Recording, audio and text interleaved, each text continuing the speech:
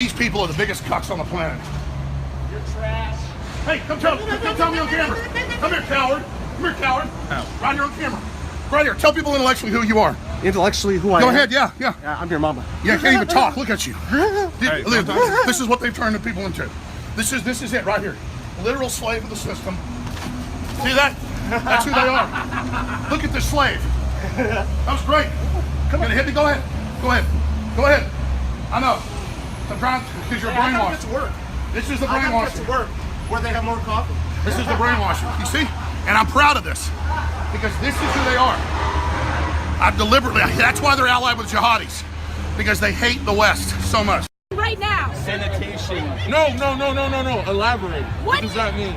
Sanitary housing. What do you think about white people? What do you think about Just white say people? what you want. Say what you Say mean. it. People, hate is not the It's issue. not fucking hate. Fucking Jesus. tell him. Jesus taught us to love each other. Oh. Stop it! Stop it! No, that doesn't help. A cafe in Melbourne is protesting the gender pay gap like we've never seen before. 1 week out of every month, men pay an 18% premium. The tax is optional, but so far, no male customers refused. If people aren't comfortable with paying it or men don't want to pay it, we're not going to kick them out the door. Like, it's just a good opportunity to do some good. The cafe, called Handsome Her, also has priority seating for women. Welcome to Handsome Her, where women reign supreme. This is called the Wall of Dames, so it's a wall of inspirational women. Owner Alexandra O'Brien calls it a space for women by women, with priority seating for females and an extra tax for men. 1 week out of every month we have an 18% premium for men, which is the same amount as the gender pay gap. I think it's fair if you think about the world and the gender inequality that we have. I think it's a brilliant idea because I don't think that many people know the actual gap. The tax is optional, but so far none of the cafe's male customers have refused to pay it. I could wear that, considering that there is a fair, it's a fairly unequal pay gap between men and women. Even though there is supposedly equal pay, it doesn't really equate out there. Staff say the gender tax isn't aimed at excluding people, but rather educating them, with proceeds going to charity. If people aren't comfortable with paying it or men don't want to pay it, we're not going to kick them out the door. Like, it's just a good opportunity to do some good. Tabling for Turning Point USA. Got some Neo-fascist Becky right here. Becky the neo-fascist right here. Wants to destroy public schools, public universities, hates DACA kids.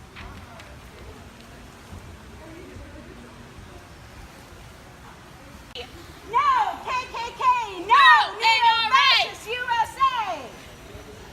Fight white nationalism. Fight white supremacy. Oh, you'd like to talk to her, but be careful, No, she'll take your picture. No, she already done. She's already done. All right. The founder of TPUSA will put your favorite professors on a watch. You know what? Fuck you! Fuck you! I mean, fuck you! Free speech, you fucking piece of shit! Fuck you! Fuck you! Fuck you! Fuck you! Fuck you! Fuck you! Give me a hug! Back up, motherfucker! Fuck off, Nazi scum! If the viewers watching right now, take a look at what happens to this woman who is holding an American flag.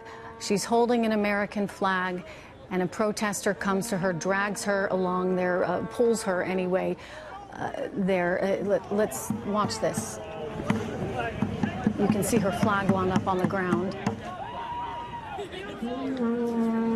And this is the kind of thing that we hate to see in these protests. I mean, this is where it starts to take that really horrendous turn. And then we're looking at the people, Buck, that you cited earlier as being the anarchists. I was just going to say, first of all, that's assault, what just happened there. So you already have people that think that they're able to violate the free speech rights of others and break the law. You can't grab something out of someone's hand and drag them along on the ground. That's their property, and that's assault. And then you also did catch a glimpse of what would be... She's clearly upset. Clearly upset. Of course, anyone would be. She's holding up an American flag in Boston. You would think that this should be... Christy, people should be coming by giving her a high five. Instead, they're pulling her on the street. On the ground now. Christy, your thoughts on all of this as it unfolds? I believe that there is a tremendous danger here in making false equivalencies between, I think we're in danger of doing the same thing that, frankly, the president got in trouble on Tuesday for doing, which is by saying that there's violence on many sides, when there is all white people are racist. So I put this up because I really want any white person in the room to know up front that this is what we're dealing with, that it's not going to be this coddling of white tears and what that looks like. We're not going to discuss, oh, maybe some of us have worked it out. No, you're always going to be racist, actually.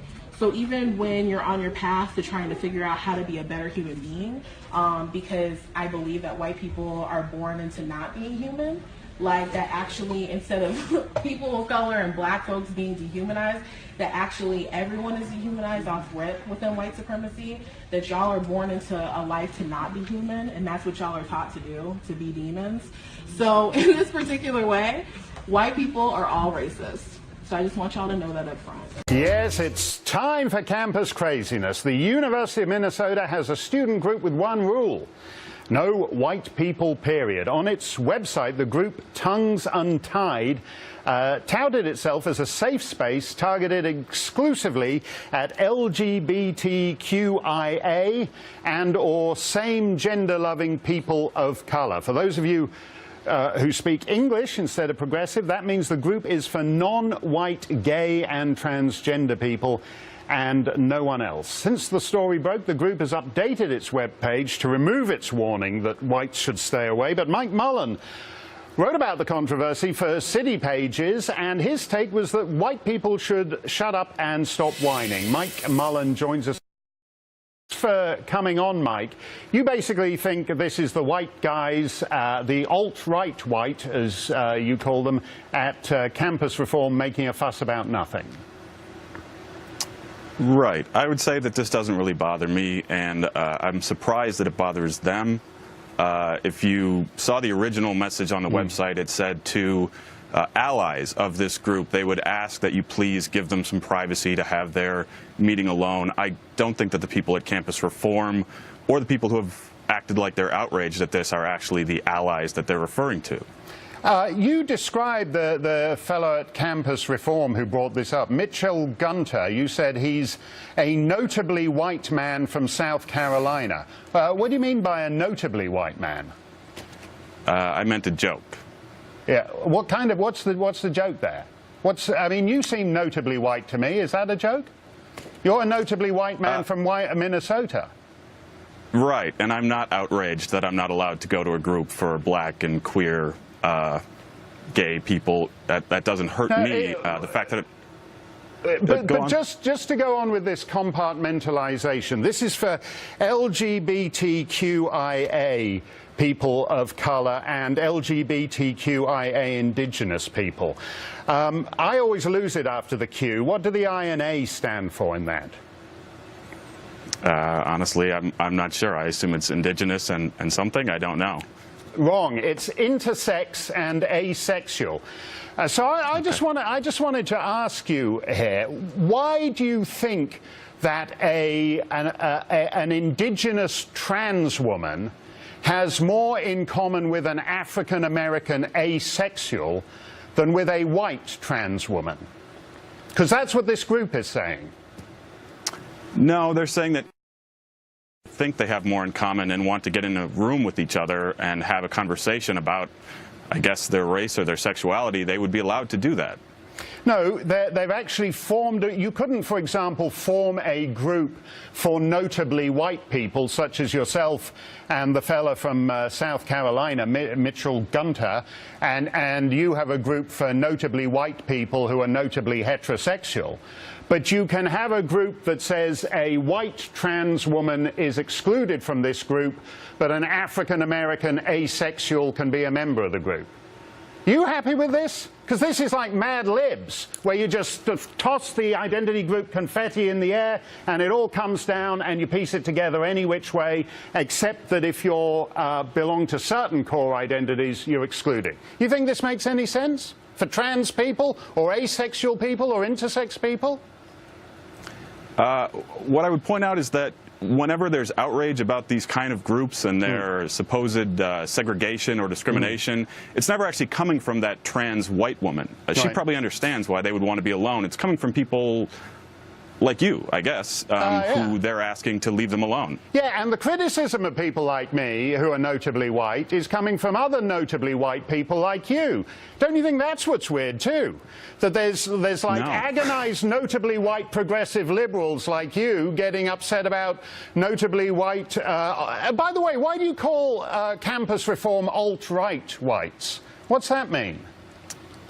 It means that if you look at their coverage, mostly what they do is they look for things like this where they can act outraged about the fact that that it's actually white, straight people, usually men, who are the ones who are truly being discriminated against, which is, to me, I guess, falls short. We're talking here about why white transgender women can't go, or why intersex women can't, or men, or both, can't go to this group.